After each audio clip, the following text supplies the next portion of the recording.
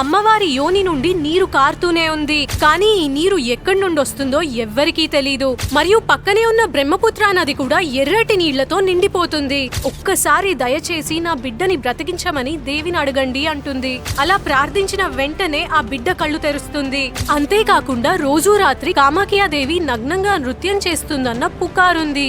రాజుని మాత్రం ఇలా శపిస్తుంది, రాతిలాగా మార్చేస్తుంది. నరకాసురుడు కామాఖ్య రాజ్యాన్ని పాలించేవాడు. దీంతో కామాఖ్యాదేవి దగ్గరికెళ్లి తనని పెళ్లి చేసుకోమని అడుగుతాడు. ఇవి కామాఖ్యాదేవి గురించి ప్రతి ఒక్కరూ తెలుసుకోవాల్సిన నిజాలు. ఇక్కడ కామాఖ్యాదేవి యొక్క యోనిని పూజిస్తారు. 51 శక్తి పీఠాలలో అత్యంత శక్తివంతమైన పీఠం కామాఖ్యాదేవి.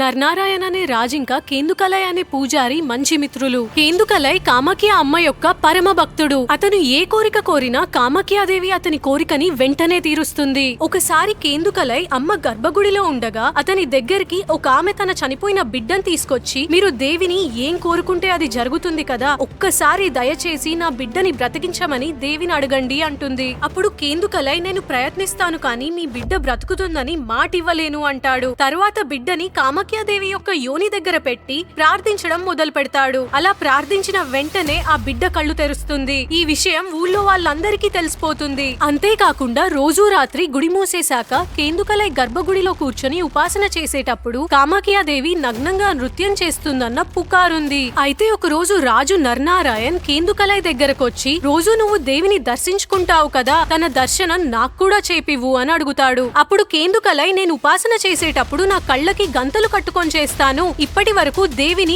నేను కూడా చూడలేదు అంటాడు. దర్శనం చేపించడం కుదరదు అని కేందుకలై రాజుతో అంటాడు. దీంతో రాజు సామదండ భేదం అన్నీ వాడి కేందుకలైని ఒప్పిస్తాడు. కానీ ఒక షరతు మీద. అదేంటంటే రాజు గర్భగుడిలో ఉండకూడదు, దేవిని బయట నుండే చూడాలంటాడు. దానికి రాజు కూడా ఒప్పుకుంటాడు. రోజులానే కేందుకలై సాయంత్రం ఉపాసన మొదలు పెట్టాక దేవి నాట్యం చేయడానికి వస్తుంది. అయితే ఒక చిన్న సందులో నుండి రాజు చూస్తూ ఉండడం దేవి చూస్తుంది. దీంతో తనని మోసం చేశాడనే ఆగ్రహంతో కేందుకలైని రాతిలాగా మార్చేస్తుంది. రాజుని మాత్రం ఇలా శపిస్తుంది, ఇక నుండి మీ వంశం వారు ఎవరైనా నా గుడికొచ్చినా లేదా నా గుడి వైపు చూసినా మీ వంశమంతా నాశనమైపోతుందని.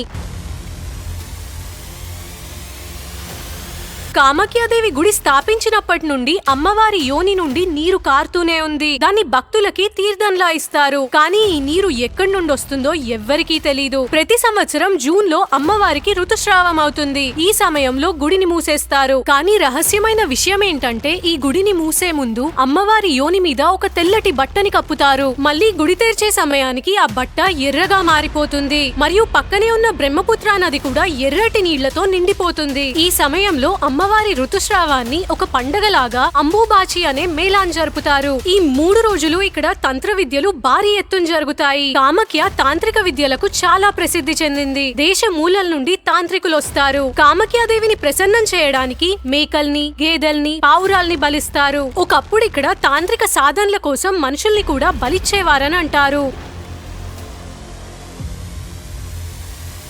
ఇప్పుడు మనం దేన్నైతే గౌహటి అని పిలుస్తున్నామో నిజానికి దాన్ని కామరూప్ కామాఖ్య అని పిలిచేవారు. కామదేవుడు ఒక రోజు శివుడి ధ్యానాన్ని భంగం చేస్తాడు. పార్వతీదేవి శివుడి కోసం చేస్తున్న తపస్సు శివుడికి తెలియాలని కామబాణాన్ని శివుడిపై విసురుతాడు. కానీ శివుడికి కోపం వచ్చి 3వ కన్ను తెరుస్తాడు. దీంతో ఆ బాణం భస్మం అవడమే కాకుండా కామదేవుడు కూడా భస్మమైపోతాడు. ఇది చూసిన కామదేవుడి భార్య శివుణ్ణి ఇలా వేడుకుంటుంది, మీరు పార్వతీదేవి కలవడానికే కదా నా భర్త ప్రయత్నించింది, దయచేసి నా భర్తని మళ్ళీ బ్రతికివ్వండి అని వేడుకుంటుంది. అప్పుడు శివుడు శాంతించి కామదేవుడికి ప్రాణం పోస్తాడు. కానీ కామదేవుడికి ముందుండే సౌందర్యం అంతా పోతుంది. అప్పుడు కామదేవుడు దయచేసి నా సౌందర్యాన్ని కూడా తిరిగివ్వండి అని శివుణ్ణి వేడుకుంటాడు. కానీ శివుడు కుదరదంటాడు. కామాఖ్యాదేవిని ప్రార్థించు, తను నీ సౌందర్యాన్ని తిరిగివ్వగలదంటాడు. అప్పుడు కామదేవుడు కామాఖ్యకెళ్లి దేవిని ప్రార్థిస్తాడు. ఆ ప్రార్థనకి దేవి ప్రసన్నమయ్యి కామదేవుడికి తన సౌందర్యాన్ని తిరిగిస్తుంది. అందుకే ఈ ప్రదేశాన్ని కామరూప్ కామాఖ్య అని పిలిచేవారు.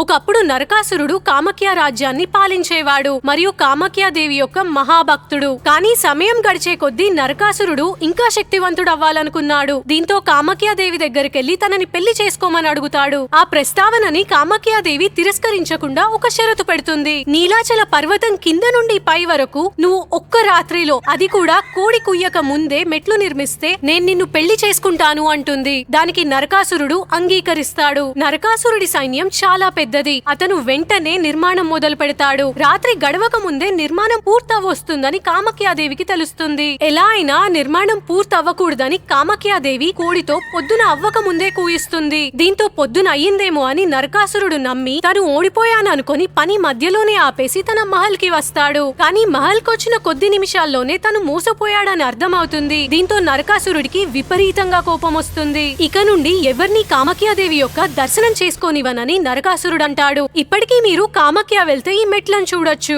ఒక రోజు వశిష్ఠ మహర్షి కామాఖ్యాదేవి దర్శనం కోసం వెళ్తున్నప్పుడు నరకాసురుడి భటులు ఆయన్ని దర్శనం చేసుకోనివ్వరు. దీంతో వశిష్ఠ మహర్షికి కోపం వచ్చి నరకాసురుడికి ఇలా శాపం పెడతాడు. నిన్ను విష్ణు అవతారం సంహరిస్తుంది, ఇక నుండి కామాఖ్యాదేవి ఇక్కడ ఉండదు అని. ఆయన శాపం ప్రకారమే గుడికెళ్లి చూస్తే కామాఖ్యాదేవి యొక్క యోని మాయమైపోతుంది. నరకాసురుడు చనిపోయాక అందరూ వశిష్ఠ మహర్షిని శాపం తీసేసి కామాఖ్యాదేవిని మళ్లీ రప్పించమని ప్రార్థిస్తారు. దీంతో వశిష్ఠుడు ఇక నుండి దేవిని పూజించడానికి కేవలం వామాచార్ పద్ధతినే ఉపయోగించాలి అంటాడు. అందుకే ఇక్కడ బలి ఆచారం ఎక్కువ.